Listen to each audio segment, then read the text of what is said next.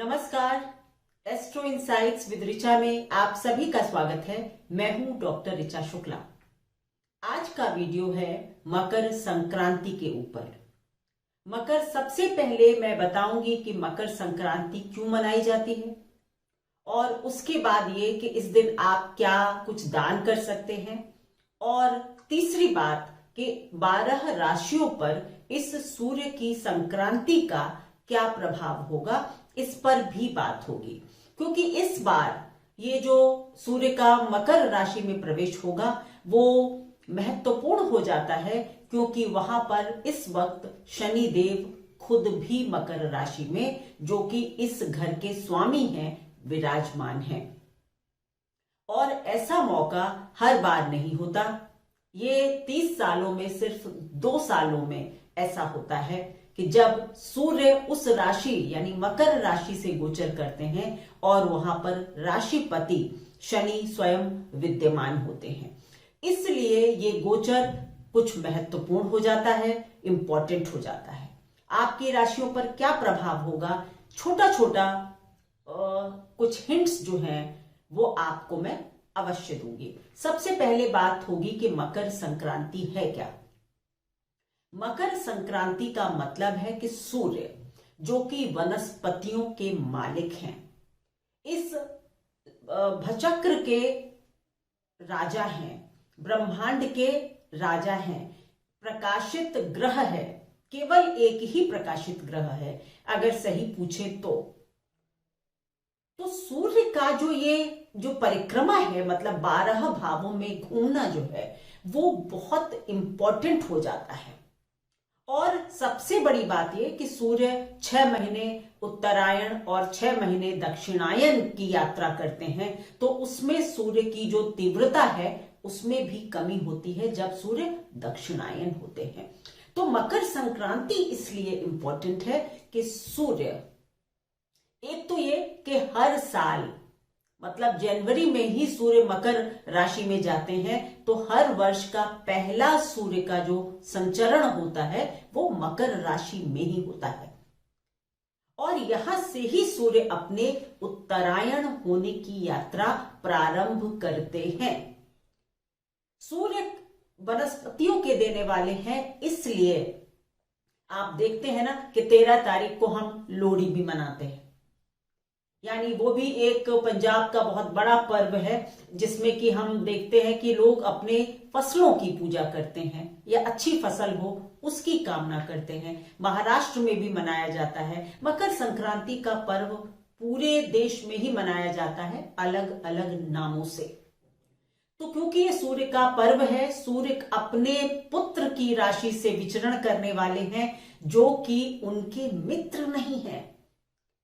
शनि की राशि से सूर्य गोचर करेंगे, लेकिन सूर्य जो है वो, शनि जो है वो अपने पिता को के मित्र नहीं है, या सूर्य और शनि की आपस में वैमनस्यता है।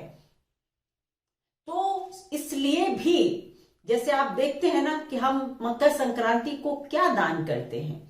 हम मकर संक्रांति को सब्जी दान करते हैं, खिचड़ी दान करते हैं।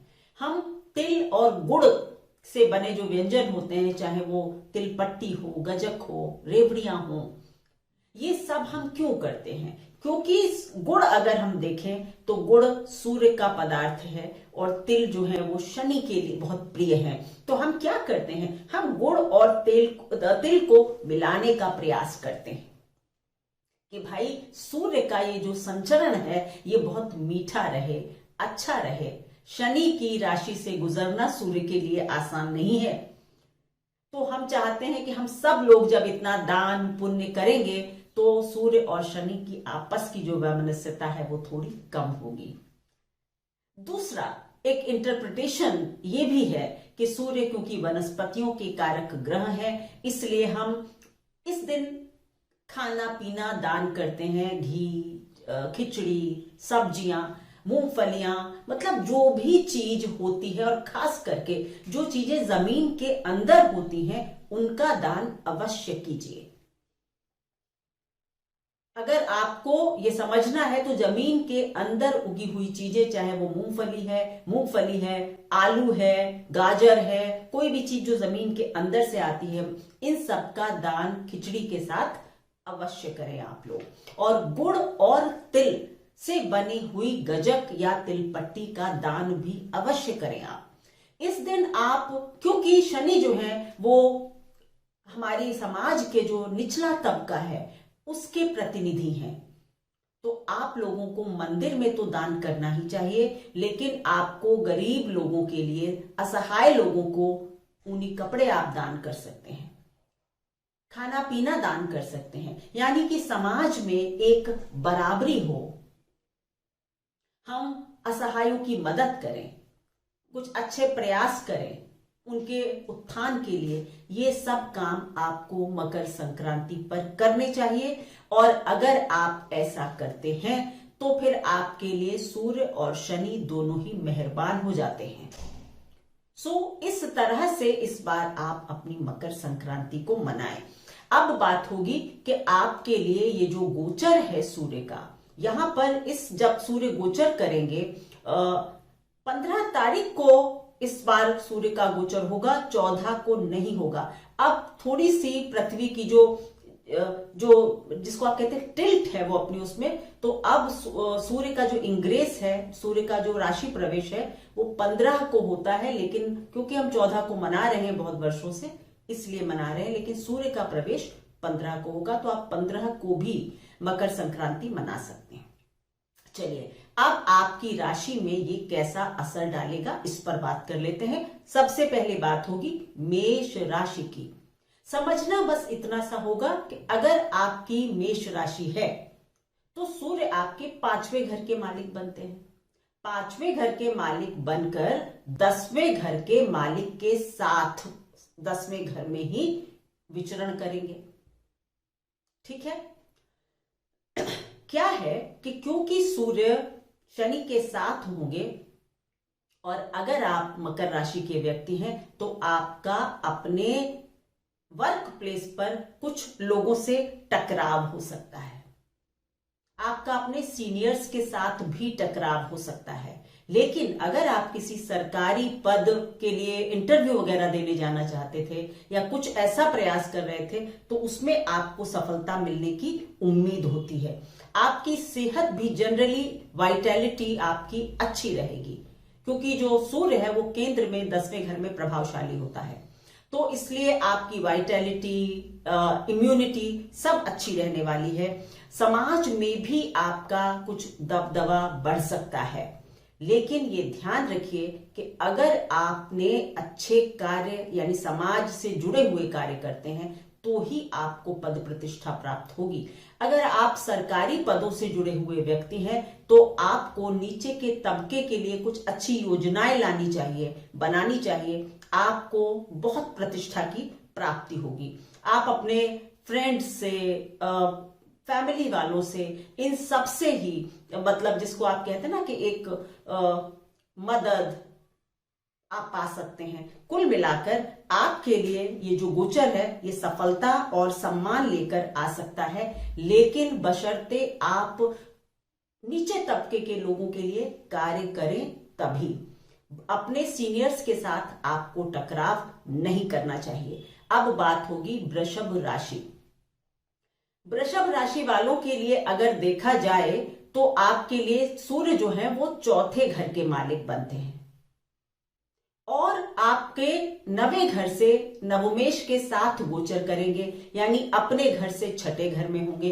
तो आपको क्या होगा, सबसे पहले आपको अपनी सेहत के लिए, अपनी माता की सेहत का ख्याल आपको अवश्य करना चाहिए, क्योंकि चतुर्थेश अपने घर से 6ठे घर में गोचर करेंगे। माता की सेहत के लिए आपको थोड़ा सा सचेत रहना चाहिए। मां की सेहत में कुछ परेशानी आ सकती है। दूर देश की यात्राओं के कुछ प्रोग्राम आपके बन सकते हैं। धार्मिक यात्राएं भी आप कर सकते हैं। अगर विदेश में जाकर कुछ स्टडीज वगैरह करना चाहते थे तो उसके भी कुछ रास्ते खुलते हुए नजर आएंगे। ये और बात है कि अभी कोरोना की वजह से यात्रा ना हो पाए, लेकिन आपके प्रयास उस तरफ जो है वो अच्छे तरह से सफल होंगे। लेकिन आप देखेंगे कि आपकी एक मन जो है वो एक दुविधाग्रस्त रहेगा। कभी आपको लगेगा मैं आगे पढ़ लूं, कभी आपको लगेगा मैं ये जॉब चेंज कर लूं। यानी कि ये जो महीना है ये मानसिक रूप से थोड़ा सा उतार चढ़ाव वाला या दुविधा देने वाला हो सकता है। आपके लिए आप अपने पिता से अपने संबंधों का विशेष ध्यान रखें वृषभ राशि वाले, क्योंकि आपके और आपके पिता के बीच में वैमनस्यता बढ़ सकती है। आपको तिल और गुड़ का दान अवश्य करना चाहिए। और कोई भी काम जो है इस वक्त आपके लिए प्लेटर पर नहीं आएगा, है ना। सुख का मालिक छठे घर में है, यानी कि बहुत मेहनत के बाद ही कुछ प्राप्ति होगी। अब बात होगी इसके बाद मिथुन राशि वाले लोग। मिथुन राशि आपके लिए जो सूर्य हैं वो तीसरे घर के मालिक बनते हैं, ठीक है। तीसरे घर के मालिक हैं और 8वें घर से गोचर करेंगे, 8वें घर के मालिक के साथ। तो सबसे पहली बात यह कि आप थोड़ा सा प्रमादी हो सकते हैं। आप देखेंगे कि थोड़ा आलसी हो रहे हैं आप, आपकी पुरुषार्थ में थोड़ी सी कमी आ सकती है। अगर कहीं बहुत यात्राएं वगैरह करने की नौबत आएगी तो हो सकता है जिसको आप कहते हैं ना फ्यूटाइल प्रैक्टिस होना, मतलब आप यात्रा करें लेकिन उस यात्रा से कोई फायदा ना हो। आप यात्रा करें और बीमार पड़ जाएं तो यात्रा जो है वो थोड़ी सी आपको टालनी चाहिए इस महीने। ये मेरा सुझाव रहेगा मिथुन राशि वालों के लिए। आपको कोई भी बड़े इन्वेस्टमेंट करने से भी इस महीने बचना चाहिए, क्योंकि थोड़ी बहुत धन हानि की संभावना भी मिथुन राशि वालों को देखने को मुझे मिल रही है। अब बात होगी चौथी राशि कर्क राशि।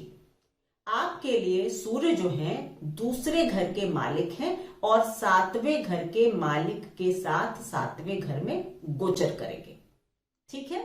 तो सूर्य का 7वें घर में होना वैसे भी मैं हमेशा कहती हूं बहुत अच्छा नहीं।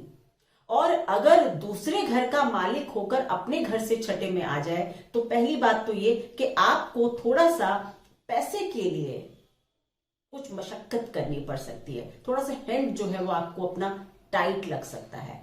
आपके अपनी पत्नी के साथ संबंधों में पैसे को लेकर थोड़ी सी कुछ खटास आ सकती है। इस वक्त बहुत जरूरी है कि एक दूसरे को समझे। अपने जीवन साथी के साथ या किसी भी तरह पार्टनरशिप के साथ भी अगर रिलेशनशिप की बात होती है, अगर आप कोई व्यापारी हैं तो आप अपने पार्टनर के ऊपर शक ना करें, या अगर कोई पैसे को लेकर बात आ रही है तो 1 महीने के लिए उसको टाल दें, नहीं तो ये थोड़ा सा बड़ा रूप ले सकता है। अगर आप विद्या प्राप्ति, क्योंकि दूसरा घर हमारे संस्कार हैं, विद्या है, अगर आप विद्यार्थी हैं और आप कोई कॉम्पिटिटिव एग्जाम्स दे रहे हैं तो आप एक अगर प्लानिंग के साथ, मतलब एक बेहतर प्लानिंग के साथ अगर आप एग्जाम देते हैं तो आपके लिए इसमें सफलता के रास्ते खुल सकते हैं कर्क राशि वालों, क्योंकि दूसरे घर का मालिक जो है वो अपने घर से छठे घर में होगा, षष्ठेश के साथ ही। तो ये अच्छी स्थिति है पढ़ाई लिखाई के लिए, लेकिन सोच विचार करके काम करेंगे। मन को मतलब पहले प्लानिंग करिए, हार्ड वर्क करिए, आपको सफलता मिल सकती है। अब बात होगी सिंह राशि, जिसके मालिक ही सूर्य होते हैं। तो सिंह राशि के लिए जो है आपका जो गोचर है वो क्यों अच्छा हो सकता है, क्योंकि लग्न का मालिक जो है वो मतलब अपने घर से छठे घर में है, छठे घर के मालिक के साथ। लेकिन सूर्य का जो कि क्रूर ग्रह है उसका छठे घर में गोचर अच्छा है और शनि के साथ है तो और अच्छा। ये तो सही है कि आपको इस वक्त अपने कार्य क्षेत्र में थोड़ा सा प्रतिद्वंदिता, प्रतिस्पर्धा का सामना करना पड़ सकता है, लेकिन आप विजयी हो सकते हैं। छठे घर में मैं हमेशा कहती हूं नौकरी में अगर आप हैं, कुछ बदलाव ढूंढ रहे थे, हो सकता है। अगर आप किसी कॉम्पिटिटिव एग्जाम्स में भाग ले रहे थे, सक्सेस मिल सकती है। पर करना यह होगा कि आपको मेहनत औरों से ज्यादा करनी होगी, क्योंकि शनि जो है वहां पर हैं, वो एक हार्ड टास्क मास्टर हैं, तो आपको ऐसे सस्ते में कुछ नहीं देने देंगे। लेकिन सिंह राशि के लिए क्योंकि सूर्य छठे घर में है, गोचर करेंगे, इसलिए ये गोचर अच्छा हो सकता है। और अगर कोई कानूनी अड़चन थी, किसी वाद विवाद में फंसे हुए थे, तो उसमें भी आपके पक्ष में फैसला आ सकता है। लेकिन आपको इसके लिए कोई शॉर्टकट नहीं लेना चाहिए। न्याय पर भरोसा करें, ईमानदारी से चले, आपके पक्ष में फैसला आ सकता है।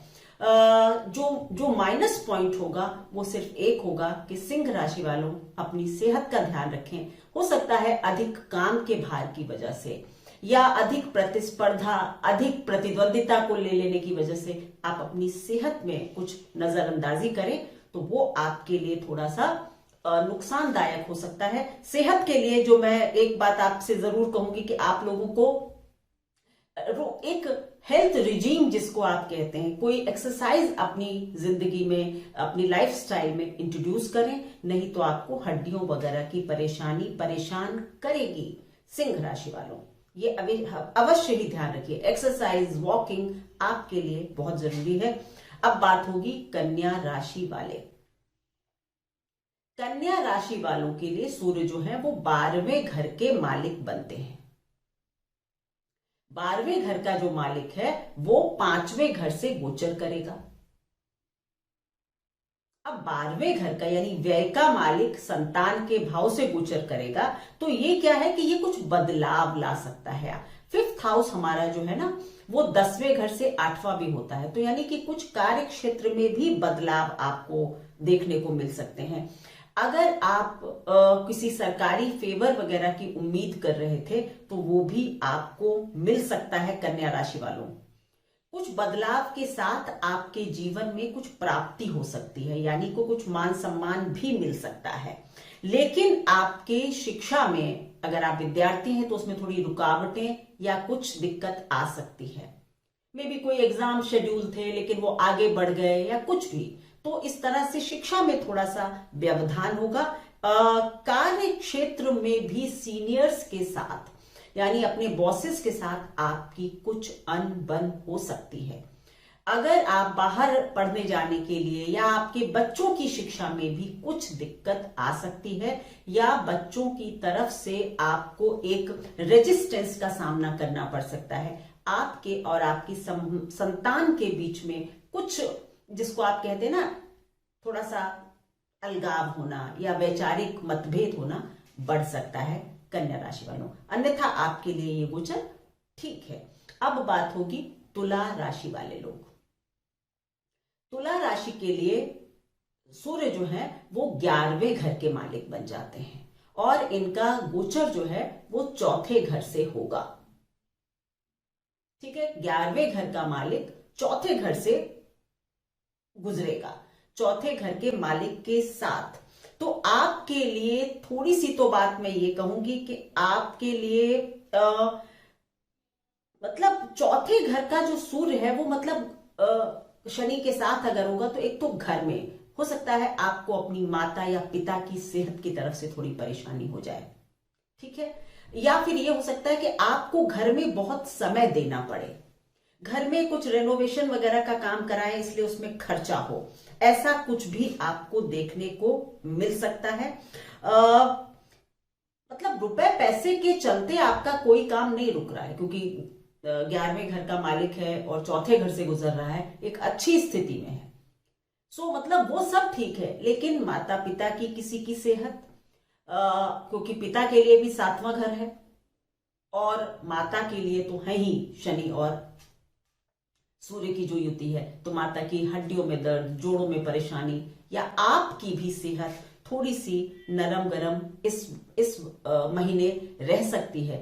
आपको अपने घर में अपने घर वालों के साथ जो भी अगर कोई वैचारिक मतभेद थे या कुछ भी ऐसा था तो उसको दूर करने का प्रयास आपको करना चाहिए। तुला राशि वालों, घर परिवार में ना वैमनस्यता ना रखें, घर के बड़े बनकर आप उनको सुलझाने की कोशिश करें। अब बात होगी वृश्चिक राशि वाले लोग।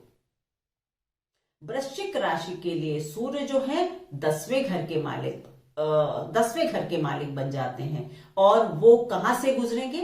तीसरे घर से गुजरेंगे। तो सबसे पहली बात तो ये कि ये तीसरे घर में फिर क्रूर ग्रह है, तो गोचर अच्छा है। जहां भी आप प्रयास करेंगे, मेहनत करेंगे, वहां पर आपके काम बनने लगेंगे। आप में से बहुत से लोग नौकरी बदल सकते हैं, आपको अच्छे ऑफर मिल सकते हैं। कई लोगों को दूर देश की यात्राएं करने का मौका मिल सकता है, और वो यात्राएं बहुत फायदेमंद और अच्छी होने वाली हैं। आपका अपनी सोसाइटी के लिए, अपने आसपास की जो नेबरहुड होती है, सोसाइटी होती है, उसके लिए आप कुछ काम करेंगे। आपका मन करेगा कि मैं समाज के लिए कुछ काम करूं। ये भी आपके लिए एक, मैं कहूंगी कि एक अच्छा गोचर रहेगा। अगर सरकारी पदों पर हैं तो भी आप काफी सोशल एक्टिविटीज करवा सकते हैं। बच्चों से रिलेटेड कुछ अच्छे काम, कुछ अच्छी योजनाएं आप ला सकते हैं। अगर आप एंटरटेनमेंट वगैरह इंडस्ट्री से जुड़े हुए हैं तो भी आपके लिए ये गोचर अच्छा होगा। मतलब ये कि आपके प्रयास जो हैं वो सफल होंगे, बस प्रयास करने होंगे।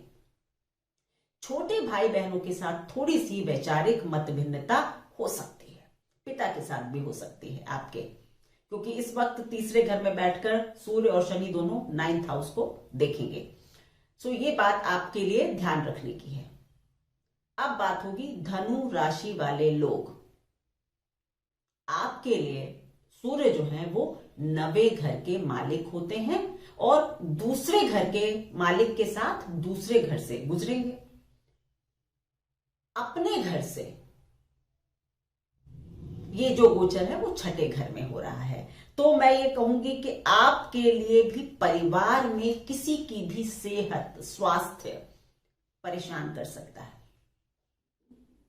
आपकी अपनी हेल्थ के लिए मैं कहूंगी कि ये जो गर्दन से लेके सर तक का जो एरिया है, यानी ईयर, नोज, थ्रोट, ये खास करके इसमें आपको थोड़ा सा ध्यान रखना चाहिए, अपनी सेहत का भी। परिवार में कुछ वाद विवाद की स्थितियां बन सकती हैं। मे बी किसी फैमिली प्रॉपर्टी को लेकर, धन को लेकर कोई विवाद जन्म ले सकता है। उसको बहुत शांति के साथ निपटाएं, अपनी भाषा पर कंट्रोल रखें, आपके लिए अच्छा होगा। नहीं तो आपके लिए मुश्किल होगा। लेकिन आपके पिताजी को इस वक्त कुछ धन के लाभ की स्थितियां बन जाएंगी, या आपके पिताजी को कोई प्रमोशन वगैरह मिल जाए, ऐसा भी हो सकता है। तो आपके लिए कुल मिलाकर ठीक है। थोड़ा सा सेहत का ख्याल करें, वाद विवाद से बचें। अब बात होगी मकर राशि वाले लोग। मकर राशि के लिए देखिए, अब राशि पर ही सूर्य आ गए हैं, राशि के मालिक के साथ, और है क्या, अष्टमेश, 8वें घर के मालिक हैं। लग्न पर लग्न के मालिक के साथ गोचर करेंगे, यानी समझ रहे हैं ना, राशि के मालिक के साथ। तो आप ये समझ कर चलिए कि आपको इस वक्त बहुत सोच समझ कर कदम रखने हैं। आप कुछ ऐसा ना कर दें कि जिससे कि सेल्फ डिस्ट्रक्टिव कदम हो जाए आपका, मतलब खुद को ही नुकसान पहुंचाने वाला। आप ऐसा कैसे करेंगे? आप अपने ईगो या दंभ के कारण अपना नुकसान कर सकते हैं। तो अपने आप को, अपने ईगो को बचाकर रखिए। अपने वर्क प्लेस में या किसी के साथ भी आपको डील करना है तो आपको अपने ईगो को किनारे रखना चाहिए। बाकी आपके लिए आपके ससुराल पक्ष को कुछ फायदा करा सकता है ये गोचर। आर्थिक मामलों में भी कुछ आपको इनहेरिटेंस वगैरह से लाभ हो सकता है, ऐसा हो सकता है। लेकिन आपको अपने क्या बोलते हैं कि मतलब अहंकार पर इस वक्त आप अपने को काबू पाइए, और किसी भी वाद विवाद से किसी के साथ भी ऐसा ना किसी को लगे कि आप खुद को बहुत कुछ समझते हैं। जितने हम्बल रहेंगे, जितने डोसाइल रहेंगे, उतना ही आपके लिए अच्छा होगा। अब कुंभ राशि वालों के लिए बात होगी। कुंभ राशि वालों के लिए सूर्य जो है वो सप्तमेश बनते हैं। सप्तमेश होकर जो है वो आपके 12वें घर से गुजरेंगे, 12वें घर के मालिक के साथ। तो सबसे पहले तो आंखों वगैरह पर कुछ तकलीफ हो सकती है, ठीक है, कुछ आईज वगैरह की कोई प्रॉब्लम आपको हो सकती है। पर विदेश यात्रा के मौके मिल सकते हैं। अब वही बात आ गई कि ये कोरोना के चलते हो सकता है विदेश यात्राएं ना हो पाए, पर कोई छोटी मोटी यात्रा कहीं और की हो सकती है। यानी कुछ यात्राओं के योग आपको दे सकता है। आपके खर्चे भी इस महीने काफी बढ़ सकते हैं और वो यात्राओं वगैरह पर ही खर्चे आपके हो सकते हैं। अगर सरकारी नौकरी के लिए ट्राई कर रहे थे, कोई इंटरव्यू वगैरह था, तो उसमें आपको सफलता मिल सकती है। आपके स्पाउस को भी इसी तरह के कुछ लाभ हो सकते हैं, यानी कि कोई नौकरी मिल जाए, कोई यात्रा हो जाए, इस तरह से। लेकिन आपको और आपके स्पाउस को, जीवन साथी को, आपसी संबंधों को जिसको एक शब्द में अगर मैं कहूं तो आपको एक दूसरे को समझ कर चलने की बहुत आवश्यकता होगी, अन्यथा आप लोगों के लिए थोड़े से पारिवारिक जिंदगी में कुछ प्रॉब्लम आ सकती है। मीन राशि वालों के लिए जो सूर्य हैं वो आपके बनते हैं छठे घर के मालिक, और छठे घर का मालिक जो है वो 11वें घर से जाएगा। आपके लिए ये गोचर अच्छा है,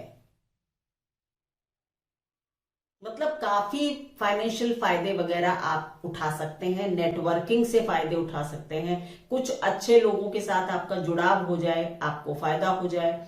इस तरह से आप मीन राशि वालों के लिए अच्छा है। अगर कहीं पैसा अटका हुआ था वो पैसा आ सकता है। कुछ सरकारी फायदे हो सकते हैं, सरकारी कोई ऑर्डर मिल सकता है, सरकार से कोई सम्मान मिल सकता है, जिसकी जैसी फील्ड है उस तरह से। बट छठे घर का मतलब मीन राशि के लिए सूर्य छठे घर के स्वामी हो जाते हैं, तो फिर उनका गोचर 11वें में अच्छा है। क्रूर ग्रह का मालिक है, त्रिक भाव से ही गुजर रहा है, अच्छा रहेगा। तो मीन राशि के लिए इस बार अच्छा गोचर होगा। आप लोगों को ये जरूर है कि आपको काम की जिम्मेदारियां आपकी काफी बढ़ेंगी और आपको कुछ बड़े प्रतिष्ठित लोगों के साथ काम करने का मौका मिल सकता है। हर मौके का फायदा उठाइए, अच्छा समय रहेगा। तो ये थी मेरी एनालिसिस मकर संक्रांति और सूर्य के मकर राशि में प्रवेश करने पर आपके ऊपर क्या प्रभाव पड़ेगा। धन्यवाद। आप लोग मेरे वीडियोस को प्लीज लाइक करें, शेयर करें, बेल आइकन प्रेस किया करें, सो दैट आपको जल्दी से जल्दी जब भी मैं वीडियो अपलोड करूं तो आपको उसका एक नोटिफिकेशन आ जाए और वो आपसे मिस ना हो जाए। धन्यवाद। आप लोग मेरे वीडियोस को लाइक कर रहे हैं, बहुत मुझे प्रसन्नता है। Thank you so much.